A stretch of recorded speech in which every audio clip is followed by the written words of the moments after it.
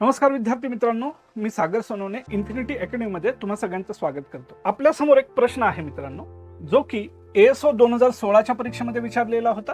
आणि प्रश्न आहे, राजाराम मोहन रॉय यांच्या मृत्यूनंतर ब्रह्मो समाजाची आठवड्याची प्रार्थना कोण व्यक्ती घेत असत? तर पर्याय दिलेला आहे देवेंद्रनाथ टागोर, केशवचंद्र सेन, राजनारायण बोस आणि रामचंद्र विद्या बागीश। तर या प्रश्नाचं उत्तर आहे रामचंद्र विद्या बागीश।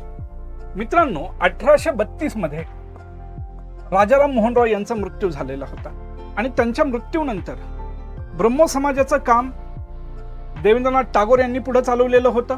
त्याच्यानंतर केशवचंद्र सेन हे त्यातले एक महत्त्वाचे नेते होते।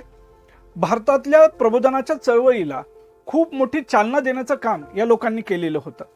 राजाराम मोहन रॉय किंवा आपण म्हणू ब्रह्मो समाज याच्यावर वारंवार प्रश्न विचारण्यात आलेले आहेत आणि त्यांनी ह्यावेळेस जो प्रश्न विचारला हा तुलनेनं वेगळा होता की आठवड्याची जी प्रार्थना सभा होते ती कोण घेत असत? तर या प्रश्नाचं उत्तर आहे रामचंद्र विद्या बागीश। हे महत्त्वाचं नाव आहे।